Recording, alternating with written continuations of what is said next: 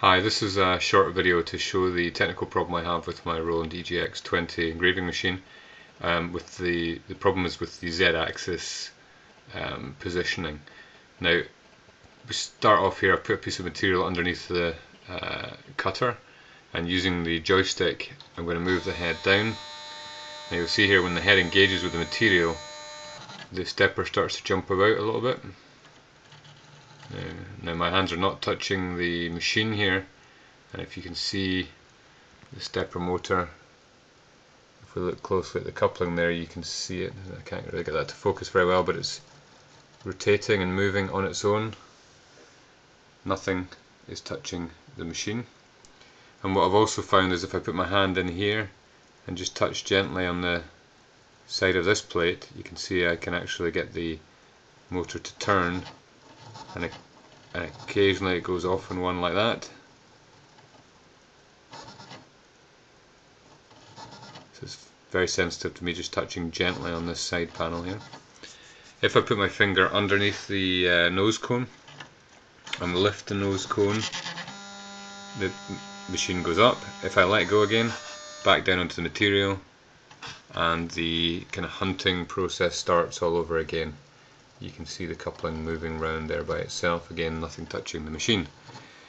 What I have found is that while this is rotating, if I put my fingers in the coupling, just give it a little nudge to the left, it stops rotating. And now, if I lift the machine up and let down, stops dead perfectly, and that's how I think it should behave. Once I've done that as well, when I put my hand on here and touch here, I can press on here, touch it as much as I like, and I get no movement at all. So I'm now getting what I would consider to be the behaviour that the machine should exhibit. Now with the hunting problem, when I'm engraving, the machine depth, cut depth varies kind of randomly, and you can actually, as it's engraving, you can see the stepper on the Z-axis kind of jumping around. This gives me variable depth, which results in variable line width.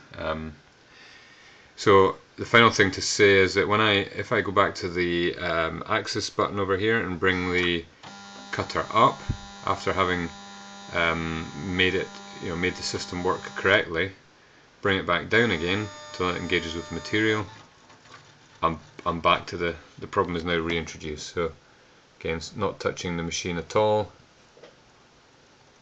You can just see there it goes away. It's hunting there. I just helped out a little bit just by touching this, but off it goes.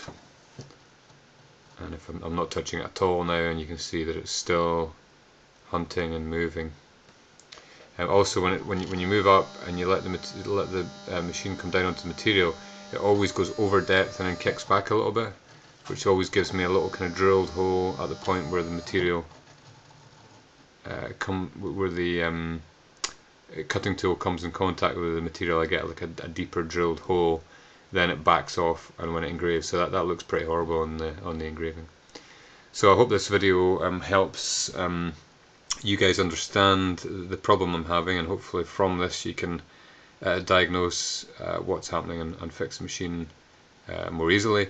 You will have my contact details, so if there's any questions you have on this video, or if you want me to kind of describe it in any other terms, then please let me know. Thank you.